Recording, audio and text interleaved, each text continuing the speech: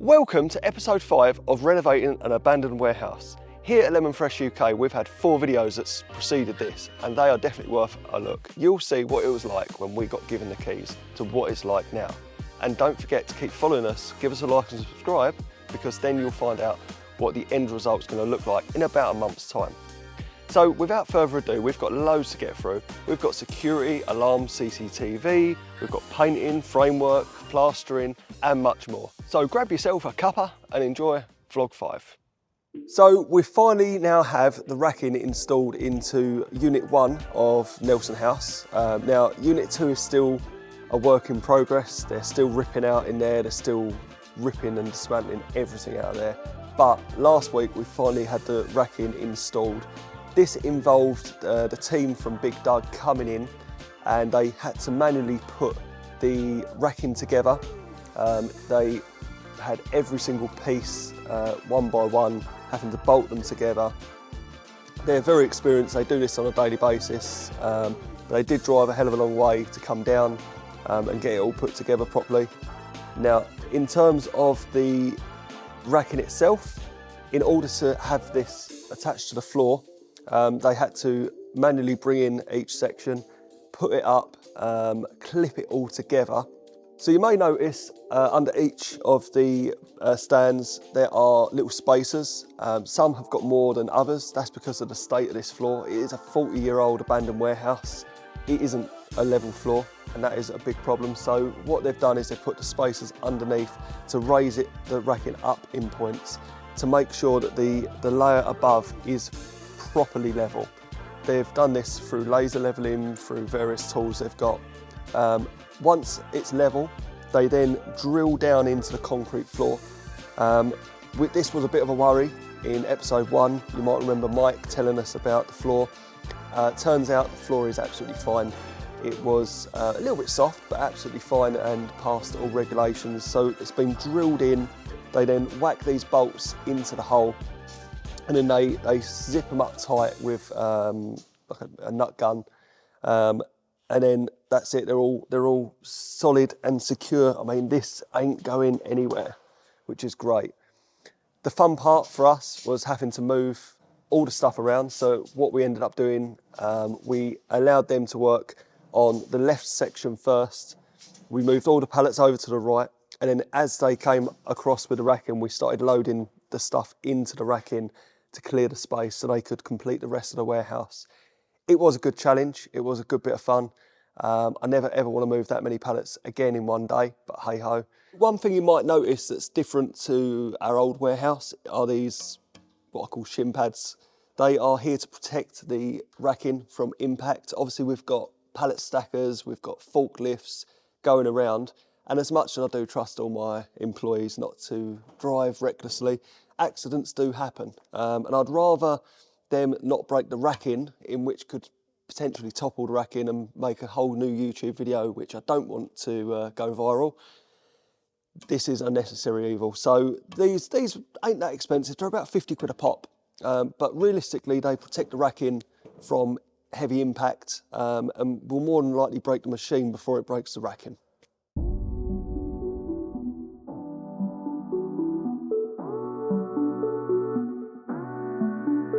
Okay, so we're over at Unit 1. We're currently in here just overseeing Belmont Security, who are our local top choice for alarms, CCTV. They've came in, they've run probably about a mile of cable through trays and everything like that, because we've got a significant number of cameras. We've got high-end alarm system going in as well to ensure that we protect the place as it should be. Of course, stuff like this isn't cheap, but we have to make sure that we are protecting ourselves as a company, protecting the unit, the goods within. And once that's up and running, we'll have a live feed of every inch of this place with no dead space, no places where people can get away with mischief without being seen. Since the racking's gone in and pallets have been moved around, we have noticed some more problems of the place. It's unfortunate, but the floor isn't as level as we were really hoping it would be, and the little cracks are causing bigger problems than we expected to be. What that means is You may remember in the last couple of videos we've been doing some screeding just of a certain area where we had sort of a massive old machinery unit where we needed to level out the floor. Well, what that means is we've got to do thinner layers of screed in multiple places. There are places where it's significantly raised. I mean, even my trainer can barely go over it. So when you've got a ton of weight and a pallet truck going over it, it might only be a minor dip on the floor, but the weight above really tips. And what we don't want anything falling over or becoming damaged or damaging other people or machinery.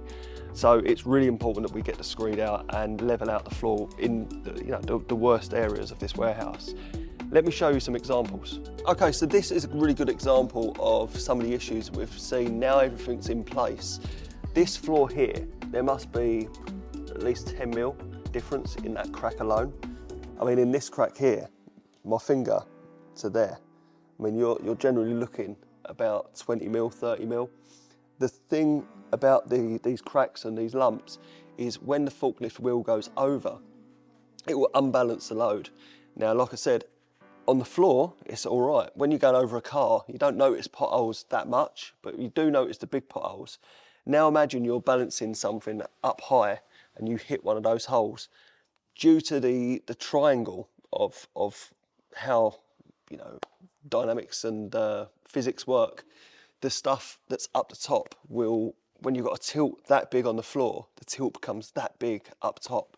And that really creates a tipping hazard. It creates a bit of danger for working. So, you know, one of my jobs isn't just, you know, taking on warehouses like this. It's also studying the health and safety and also understanding how we can keep everyone safe at work, but also get the job done in the right, correct and safe manner.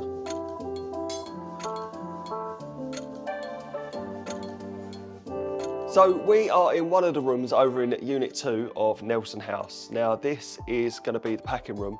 They have done all the frame. They have now put on all of the plasterboard, the OSB, and they're just finishing off the OSB and the insulation.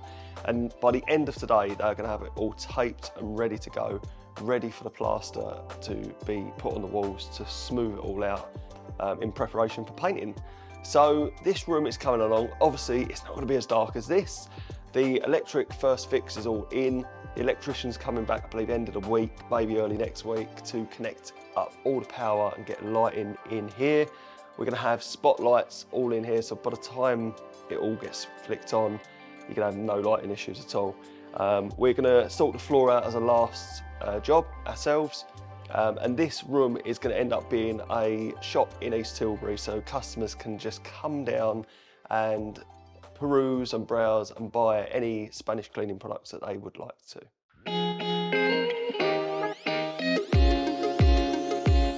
So as you can see, it is a lot brighter in here and a lot of the rubbish and stuff has all been cleared out. You'll notice it's a lot brighter in here because all that metal cladding that was up on the walls has now been taken down. All the windows have been repaired. There's no broken windows in here at all anymore. And this is now ready for prep of painting and scraping back. In fact, the ladies have been in here this morning scraping back all the windows, getting it prepped and ready for its painting. We're aiming for all the painting in this whole warehouse to be done by the end of the week, as next week we've got Big Doug returning to come and rack out this side of the warehouse. So by the end of next week, this warehouse is going to look again entirely different. Okay, so this will be the meeting room effectively. We're having that wall inside taken out. This has all had the windows taken out now, so this room is being stripped right the way back to its bare bones, ready to be worked on. We've got the work scheduled to start in here the end of next week. So if all goes well, we should be in this warehouse fully operational by mid-May. So we are in the lobby room. This lobby room has changed massively since we first took it over. The plaster has gone on some of the walls. They're coming back tomorrow to do more plastering. Currently got Ruben in there, he's doing all the taping and joining, ready for the plaster to be able to be applied. But this room, by, again, end of next week, will have its lid put on top, which is a suspended ceiling, which will be in line with the room. That will effectively make the room a lot shorter But again, it won't be too full, it will just look more like a proper office, so that it's easier to heat, easier to light, cheaper, more energy efficient, overall better for us.